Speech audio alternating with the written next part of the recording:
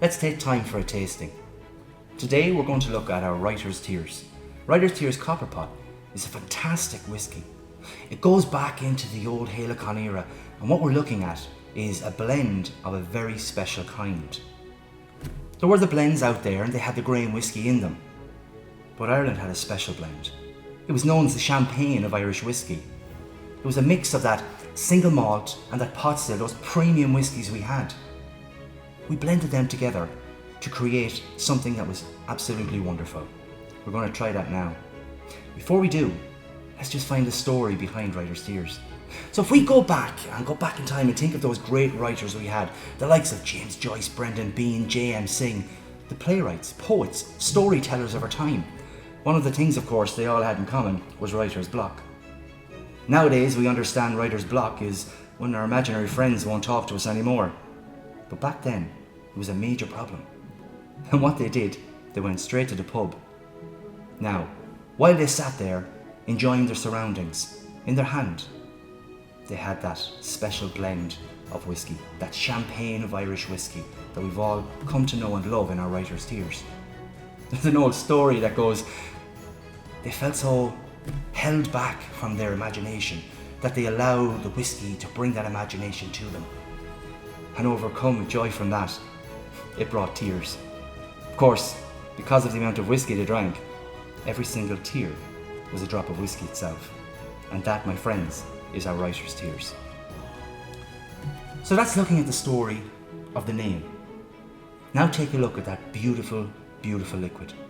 First thing we do with any whiskey is look at the colour. So from here, you can see it's a golden amber hue. That's all coming from its time in the bourbon barrels, where it sits over years just maturing. Next we take a time to give it a swirl. And when you stop, you'll notice the meniscus on the glass. And as you can see, those beautiful oils are there just in that whiskey. Of course, they're carrying all of the lipids, the esters, the fats, the taste. So now we'll take a little bit of time just to take it in on the nose. So what we're doing here is we're trying to get past the concept of just a whiskey smell, and let's really investigate and enjoy what this has to offer.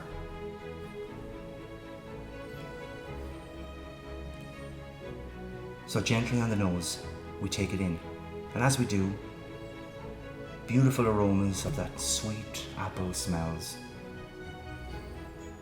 Nice hints of vanilla and a little bit of toffee coming through as well. And of course that distinctive pot still base. Now it's time for a taste. Remember, with this what we have is single malt and pot still. So that pot still is going to give us that beautiful pepper spice feel just on the mouth and around the tongue. As that dissipates, then your other flavours will start to come through. So what we're looking for here is notes of toasted oak, of that beautiful sweetness we got earlier from the toffee, and of course that apple. Let's see how you get on. Sláinte, my friends.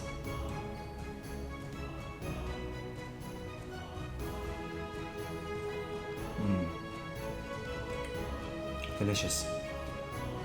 You can get that pepper spice there, just surrounding the mouth is just a nice, beautiful mouth feel, that creamy, nearly a milk chocolate feel. As that starts to go now, you get those sweet flavours coming through, that little bit of vanilla kicking in, some almond coming in the back as well. Yeah, a truly delicious premium whiskey, I'm sure you'll agree. So thank you, my friends. And remember, always share a whiskey with a good friend. Bye.